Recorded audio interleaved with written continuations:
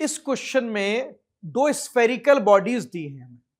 To spherical bodies of mass m and 5m, radii r and 2r are released in free space with initial separation equal to 12r।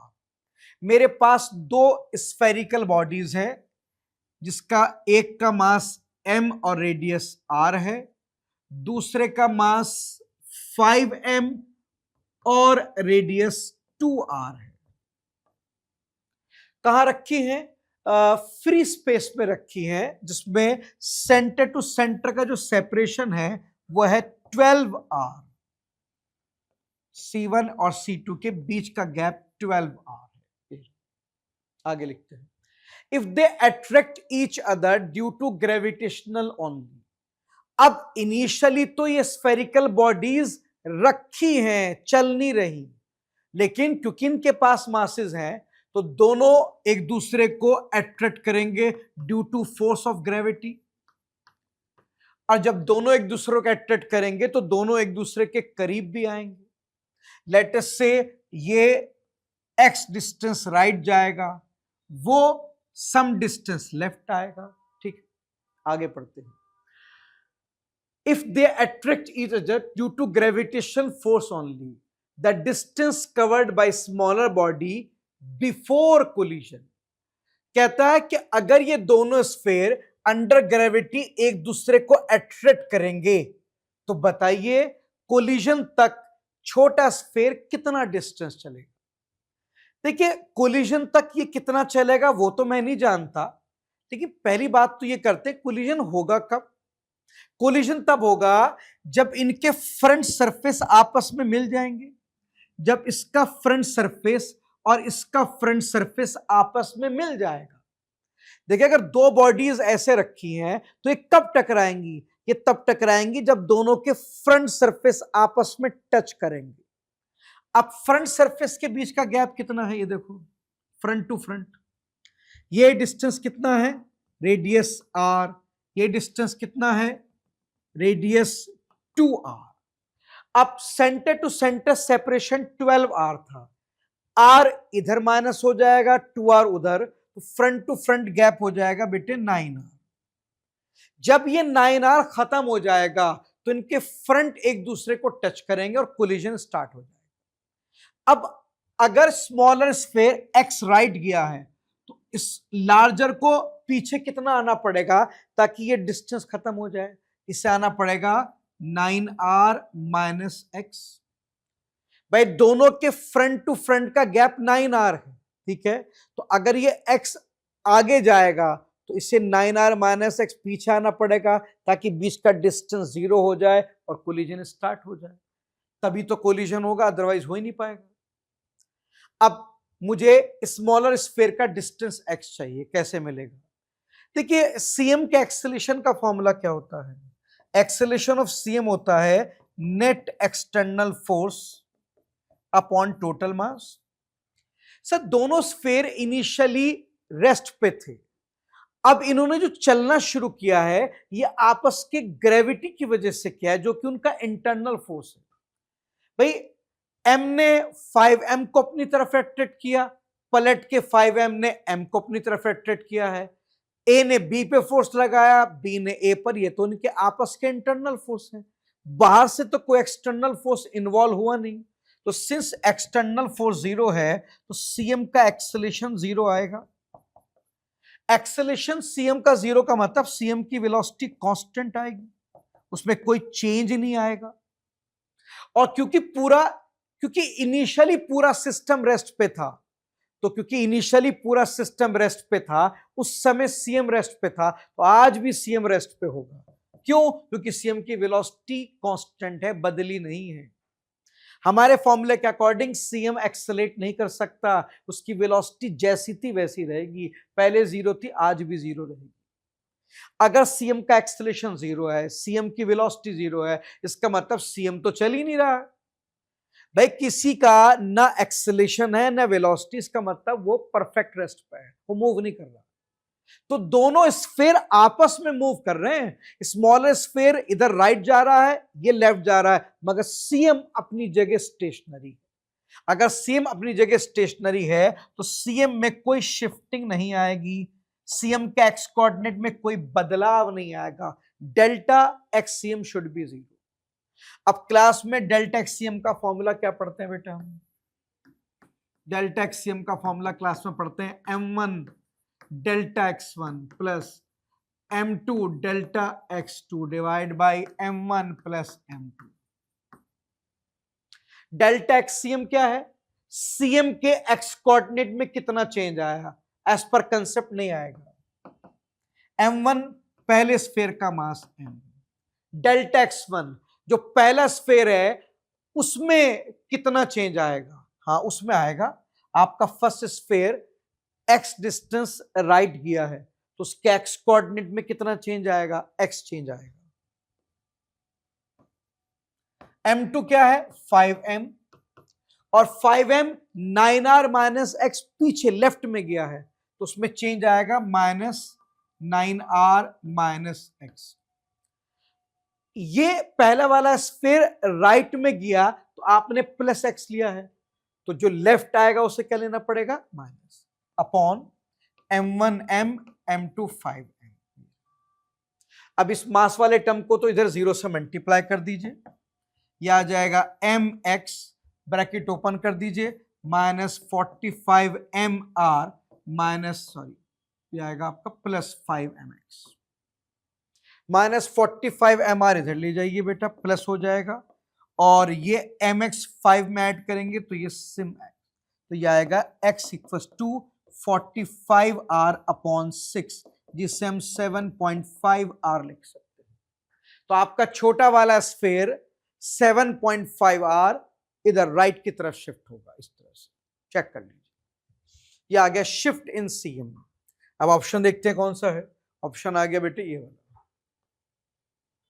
Next question भी shift in centre of mass का ही है। Question में लिखा है a man of 50 kg is standing in gravity free space at a height 10 metre above the floor. ये floor है और यहां एक आदमी है 50 किलो का आदमी, ये रहा। ये जमीन से 10 मीटर हाइट पर हवा में स्टैंडिंग पोजीशन पे है। हवा में कैसे खड़ा हो सकता है? ग्रेविटी फ्री स्पेस है, mg नहीं है। जब ग्रेविटी नहीं है तो कहीं भी खड़ा हो सकता है। आगे पढ़ते हैं। He throw stone of mass 0.5 kg downward. इसने एक पत्थर फेंका है नीचे की तरफ। कितने मास का पत्थर है? 0.5 kg का। अब अगर पत्थर इसने नीचे फेंका है तो as per conservation of momentum ये खुद ऊपर जाएगा। अगर इसने पत्थर को नीचे फेंका है with speed 2 metre per second तो according to conservation of momentum उसे खुद ऊपर जाना पड़ेगा। इनिशियली पत्थर और मैन दोनों रेस्ट पे थे, इनिशियल मोमेंटम 0 था।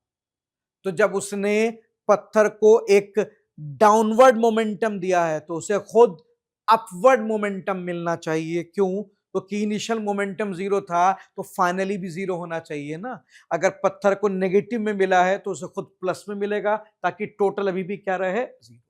तो जैसे वो पत्थर नीचे फेंकेगा वो खुद ऊपर जाएगा। आगे, when stone reach the floor the distance of man above the floor will be. कहता है जब ये पत्थर जमीन पर पहुंचेगा तो बताइए वो जो आदमी है वो कितनी हाइट पर पहुंच गया होगा। इनिशियली वो 10 मीटर पे था, अब वो कितनी हाइट पर होगा। अब क्वेश्चन में क्या है मैंने बता दिया है। इनिशियली एक आदमी पत्थर लेके हवा में रेस्ट पर है, उसने पत्थर को नीचे फेंका, एज पर कंजर्वेशन मोमेंटम वो खुद ऊपर चला गया। पहले दोनों रेस्ट पे थे, अब पत्थर नीचे आ रहा है वो खुद ऊपर जा रहा है, पत्थर नीचे आ रहा है वो खुद ऊपर जा रहा है। तो जब पत्थर जमीन पे पहुंचेगा तो पूछ रहा है आदमी किस हाइट पे आ गया होगा। देखिए यहां पर अगर हम सही से फॉर्मूले को देखें तो अगेन एसीएम का फॉर्मूला होता है net external force by total mass. ये फॉर्मूला है सीएम के एक्सप्रेशन। आदमी और पत्थर दोनों ग्रेविटी फ्री स्पेस में हवा में हैं। हवा में एक ही एक्सटर्नल फोर्स होता है, वो mg, और वो भी नहीं है। इसका मतलब हवा में कोई एक्सटर्नल फोर्स नहीं है, तो सीएम का एक्सेलरेशन जीरो हो गया। सीएम का एक्सेलरेशन जीरो हो गया, इसका मतलब सीएम की वेलोसिटी कांस्टेंट होगी, उसमें कोई बदलाव नहीं आएगा। और इनिशियली आदमी और पत्थर दोनों रेस्ट पे थे, तो इनिशियली अगर दोनों रेस्ट पे थे तो उनका सीएम भी रेस्ट पे था इनिशियली। अगर इनिशियली सीएम की वेलोसिटी जीरो थी तो आज भी जीरो होगी, क्योंकि उसके अंदर कोई चेंज नहीं आ सकता। क्यों नहीं आ सकता? क्योंकि सीएम के पास कोई एक्सेलरेशन नहीं है। अगर सीएम के पास एक्सेलरेशन नहीं है तो सीएम की वेलोसिटी बदल नहीं सकती, पहले जीरो थी अब भी जीरो होगी। अगर सीएम की वेलोसिटी पहले जीरो थी अब जीरो है, इसका मतलब सीएम में कोई शिफ्टिंग नहीं आई।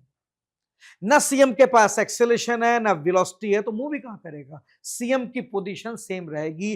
पहले मैन और पत्थर दोनों 10 मीटर हाइट पे थे। जब दोनों 10 मीटर पे थे तो इनिशियली उनका सीएम भी 10 मीटर पे था, आज भी सीएम 10 मीटर पे ही रहेगा। तो ये सीएम के वाई कोऑर्डिनेट का फॉर्मूला लगाते हैं।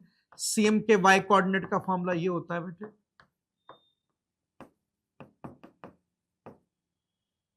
इनिशियली पत्थर और आदमी दोनों 10 मीटर हाइट पे थे, क्योंकि इनिशियली दोनों 10 मीटर पे थे, उनका सीएम भी 10 मीटर पे था। अगर इनिशियली सीएम की हाइट 10 थी तो आज भी सीएम की हाइट 10 ही रहेगी, वो नहीं बदलेगी।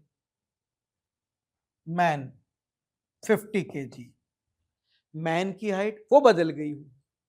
जब मैन ने पत्थर नीचे फेंका था तो as per conservation of momentum वो खुद ऊपर गया था। पत्थर नीचे गया, आदमी ऊपर हुआ, आदमी ऊपर गया ना, उसका वाई कोऑर्डिनेट बदल गया। सीएम का कोऑर्डिनेट नहीं बदला, आदमी का बदल गया। अब इस समय मैन का वाई कोऑर्डिनेट एच है, जो उसने हमसे पूछा। ये तो सवाल है कि बताइए अब मैन की हाइट कितनी है, लेट अस से एच। पत्थर का मास 0.5 और पत्थर कहां चला गया? जमीन पर, हाइट जीरो होगी उसकी, तो दोनों का मास ऐड कर दीजिए, इसको जरा मल्टीप्लाई कर दीजिए बेटा, तो यह आ जाएगा आपका 505 इक्वल्स टू 50h, तो यहां से h निकाल लीजिए, यह आएगा 10.1 मीटर।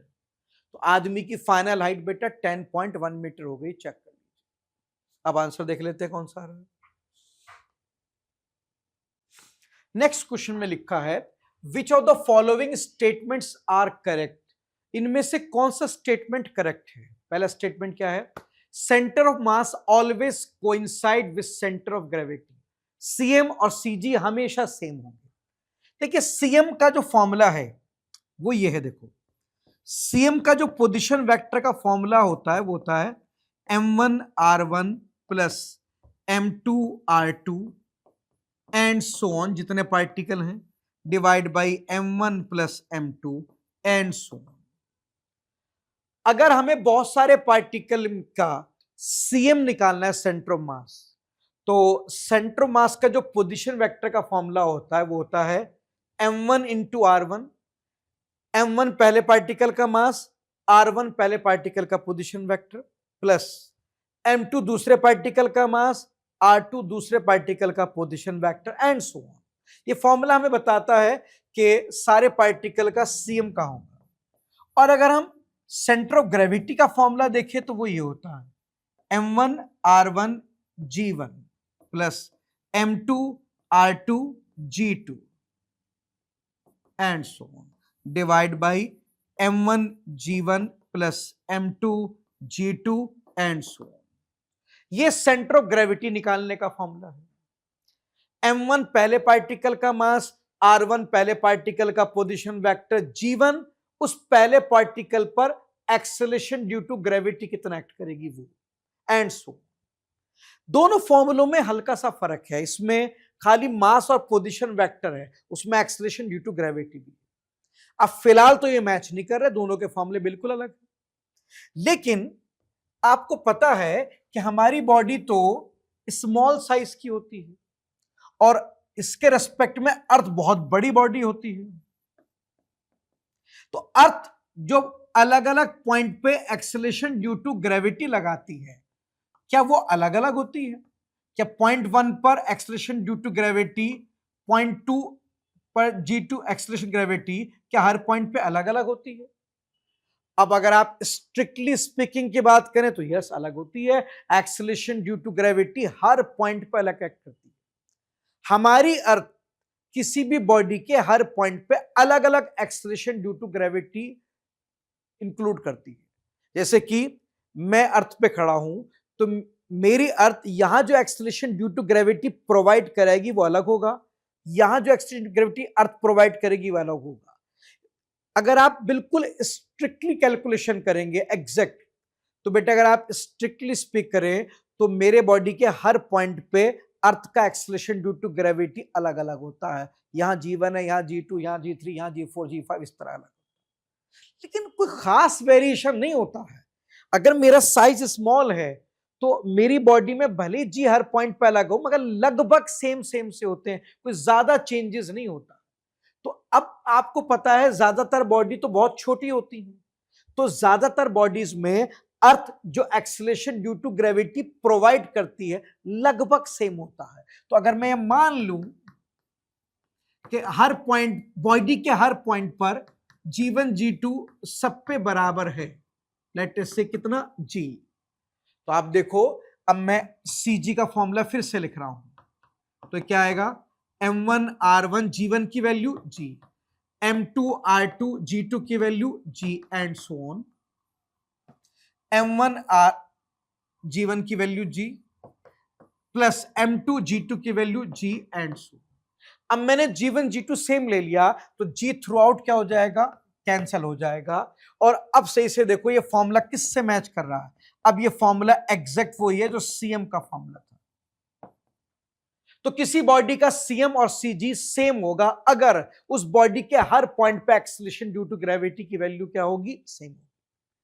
अब ज्यादातर बॉडीज स्मॉल है, स्मॉल बॉडीज के अंदर हर पॉइंट का जी सेम है तो CG CM सेम है। हाँ अगर बॉडी बहुत बड़ी हो, इतनी बॉडी बड़ी हो कि यहां का जी और यहां का जी बहुत ज्यादा अलग अलग हो जाए, उस बॉडी का CG CM मैच हो भी सकता और नहीं भी, फिर नहीं कह सकता, ऑलवेज तो नहीं कह सकता। जनरली CG CM से मैच करता है। जनरली बॉडीज स्मॉल होती हैं इसलिए जनरली आप कह सकते हैं CM और CG मैच करता है, ऑलवेज नहीं कह सकता। उसने क्या कहा बेटे, उसने कहा है centre of mass always coincide, नहीं ये गलत हो गया, ऑलवेज नहीं कर सकते। आगे, centre of gravity of body is the point eight which total gravitational torque on body is zero. ठीक है, कहता है सेंटर ऑफ ग्रेविटी जो है वो एक ऐसा पॉइंट है जिसपे टोटल ग्रेविटेशनल टॉर्क जीरो है। बिल्कुल सही। क्यों? सेंटर ऑफ ग्रेविटी का फॉर्मूला तो यह है जो मैंने पढ़ाया, मगर सेंटर ऑफ ग्रेविटी का मतलब क्या है? सेंटर ऑफ ग्रेविटी बॉडी का वो पॉइंट है जिस पर मैं मान सकता हूं कि बॉडी का टोटल वेट एक्ट करता है। देखो सच्चाई तो यह है कि बॉडी का वेट किसी एक जगह एक्ट नहीं करता बेटे।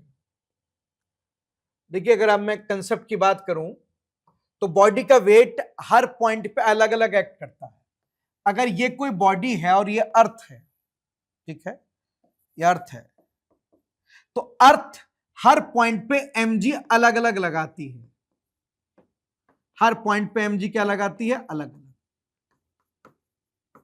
As per concept. जब भाई वेट किसे कहते हैं, वेट का मतलब होता है ग्रेविटेशनल फोर्स। अर्थ मेरे इस पॉइंट पर इस पार्टिकल के मास पर mg अलग लगाती है, इस पॉइंट पर mg अलग लगाती है, इस पे अर्थ मेरे हर पार्टिकल को इंडिविजुअली अट्रैक्ट करती है। तो एज पर कंसेप्ट हमारी अर्थ हमारी बॉडी के हर पार्टिकल को अलग अलग अट्रैक्ट करती है। तो कायदे में एज पर कंसेप्ट हमारी अर्थ बॉडी के हर पार्टिकल को अलग अलग अट्रैक्ट करती है, हर पॉइंट पे अलग अलग mg लगता है। मगर ये प्रैक्टिकल पॉसिबल नहीं है कि मैं बॉडी के करोड़ों पार्टिकल का mg करोड़ों बार अलग अलग मार्क करूं। तो साइंटिस्ट ने कहा कि आप हर एक पार्टिकल का mg अलग अलग मत करें, आप सबका टोटल mg एक पॉइंट पे मार्क कर दें और उसी पॉइंट को हम क्या बोलते हैं, CG कहते हैं, सेंटर ऑफ ग्रेविटी। तो अगर मैं सारे बॉडी के अलग अलग mg को एक mg से रिप्लेस कर दूं तो बेटे उस mg को सेंटर ऑफ ग्रेविटी पे मार्क किया जाता है। तो एज पर कंसेप्ट अर्थ बॉडी के हर पार्टिकल पर अलग अलग ग्रेविटेशन फोर्स लगाती है, लेकिन अगर उन सारे ग्रेविटेशन फोर्स को मैं टोटल ग्रेविटेशन फोर्स से रिप्लेस करूं तो वो टोटल ग्रेविटेशन फोर्स कहां लगाना पड़ता है? एक खास पॉइंट पे। उसी पॉइंट को हम सेंटर ऑफ ग्रेविटी कहते हैं। कि क्लास में तो मैं डिटेल में नहीं बता रहा हूं क्योंकि ये सारी चीजें हम क्लास में डिस्कस करते हैं। तो सेंटर ऑफ ग्रेविटी एक ऐसा पॉइंट है, एक ऐसा इमेजिनरी पॉइंट है। सेंटर ऑफ ग्रेविटी एक ऐसा इमेजिनरी पॉइंट है जहां पर बॉडी का टोटल वेट मार्क किया जाता है। अब क्योंकि सीजी पे टोटल एमजी मार्क हो गया, तो मुझे बताओ अगर मैं एमजी का टॉर्क निकालूंगा सीजी के अबाउट 0 आएगा, क्योंकि एमजी लगी सीजी पे रहा है। तो आपको पता है टॉर्क का फॉर्मूला क्या होता है? Force into perpendicular distance. अब टोटल फोर्स mg है और क्योंकि mg लगी cg पे रहा है तो डिस्टेंस क्या हो गया? 0। तो mg का cg के अबाउट टॉर्क क्या आएगा? 0 आएगा। तो सेकंड स्टेटमेंट क्या है बेटे? Centre of gravity is point eight which total gravitational torque on body is 0। बिल्कुल सही है, कोई प्रॉब्लम नहीं। ऑप्शन सी क्या है? A couple on body produce both translation and rotational motion in a body। कहता है कपल वो टॉर्क होता है जो बॉडी में लीनियर मोशन भी पैदा करता है और रोटेशनल। ये झूठ है। अगर आपको याद हो तो ये बात भी मैंने आपको बताई थी बेटा। मैंने आपसे कहा था कि अगर किसी बॉडी पर हम दो इक्वल एंड अपोजिट फोर्स अलग अलग पॉइंट पे एक्ट करा दें, अगर हम एक बॉडी पे दो फोर्स लगाएं, इक्वल वैल्यू के लगाएं, अपोजिट डायरेक्शन के लगाएं और अलग अलग पॉइंट पे लगाएं, तो ऐसे कॉम्बिनेशन से जो टॉर्क पैदा होता है उसे कपल कहते हैं। अब अगर इनके बीच का डिस्टेंस L है तो नेट टॉर्क की वैल्यू तो क्लास में बताया था FL आती है, मगर सिंस फोर्स इक्वल अपोजिट है तो नेट फोर्स 0 आता है। तो ऐसे केस में बेटा कपल जब भी लगता है, कपल का मतलब ही क्या पढ़ते हैं क्लास में? हम क्लास में पढ़ते हैं couple is a torque in which two equal and opposite force act at two different point. तो क्योंकि कपल वो टॉर्क है जो दो इक्वल अपोजिट फोर्स से पैदा होता है, तो नेट फोर्स हमेशा 0 रहता है। तो नेट फोर्स 0 है तो बॉडी में लीनियर मोशन तो पैदा नहीं होगा, सिर्फ रोटेशनल मोशन आएगा। तो आपका जो स्टेटमेंट है कि दोनों मोशन आएंगे, नहीं, ये गलत हो जाएगा। तो ये वाली बात गलत होगी। अब डी ऑप्शन क्या है? Mechanical advantage greater than 1 means small effort can be used to lift a large load. कहता है मैकेनिकल एडवांटेज अगर 1 से ज्यादा है तो उसका मतलब यह है कि एक छोटा एफर्ट एक बड़े लोड को लिफ्ट कर सकता है। बिल्कुल सही है। मैकेनिकल एडवांटेज का फॉर्मूला क्या होता है? मैकेनिकल एडवांटेज का फॉर्मूला हम क्लास में पढ़ते हैं, load lifted upon effort applied. तो अगर ये 1 से ज्यादा है तो मुझे बताओ ये 1 से ज्यादा कब आएगा? अगर एफर्ट अप्लाइड को जल्दी जाओ तो ये आ गया load lifted greater than effort applied.